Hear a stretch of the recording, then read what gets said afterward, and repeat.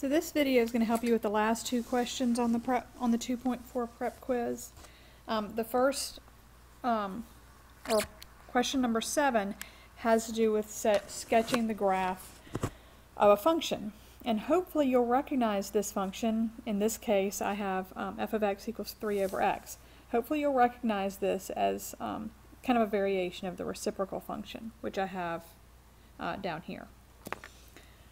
So to be able to come up with a graph of this function f of x equals 3 over x, hopefully you'll see that it's going to look generally like this reciprocal function. It's going to have asymptotes on the x-axis and the y-axis, and it's going to have two different curves.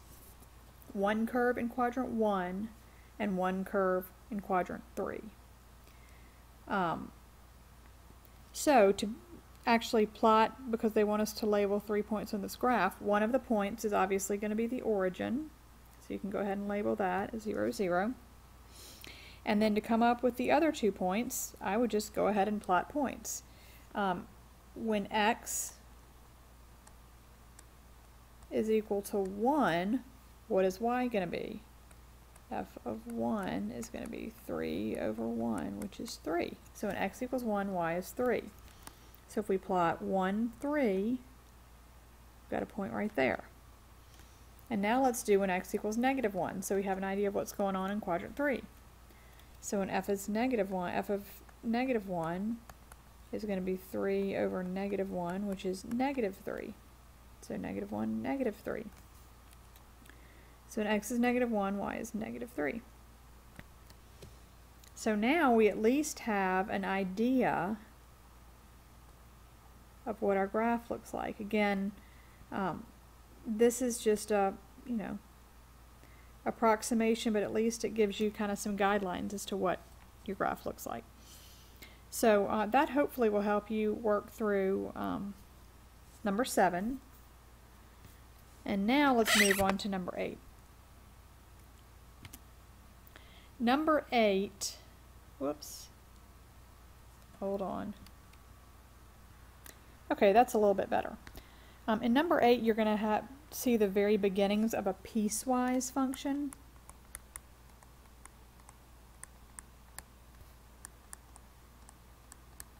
And we'll talk more about this in class. But a piecewise function is a function that has multiple different parts. And the parts all have, you have to pay attention to the different domains that each part has. So if you're working with a piecewise function, first you want to figure out what domain you're working in, and once you determine the domain, then you plug your x value into the function. So if we want to find f of 0, we're looking for an, so since 0 is between negative 1 and positive 1, we're going to use this part of the piecewise function. So we're going to plug 0 in for x. We're going to say negative 0 plus 1. Negative 0 plus 1 is just 1.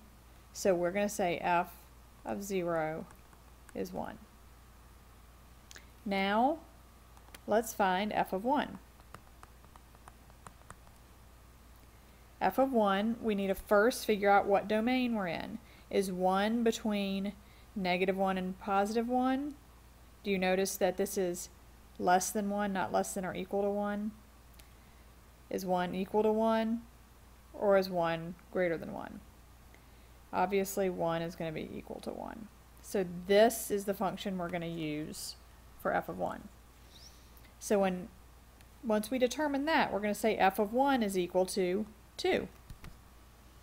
Since there's no variable here, all we know is that whenever x equals 1, y equals 2. So it's a pretty simple one. We're just going to say f of 1 equals 2. Lastly, we're going to move on to f of 2. And you probably see where this is going here. But again, we want to figure out what domain we're working in. Since our x value is 2, we're going to be working in x is greater than 1, because 2 is greater than 1. So this is the domain we're working in. So now that we know that we're working in the domain of f of 2, we're going to plug 2 in for x squared. So we're going to say x squared equals 2 squared, which is equal to 4. So f of 2 equals 4. So hopefully this helps you with the simple piecewise function in number 8. And in class on Friday, we will get a little bit more into detail with piecewise functions, and we're going to talk about graphing piecewise functions, and you'll see how much fun they are. I hope this helps, and I'll see you on Friday.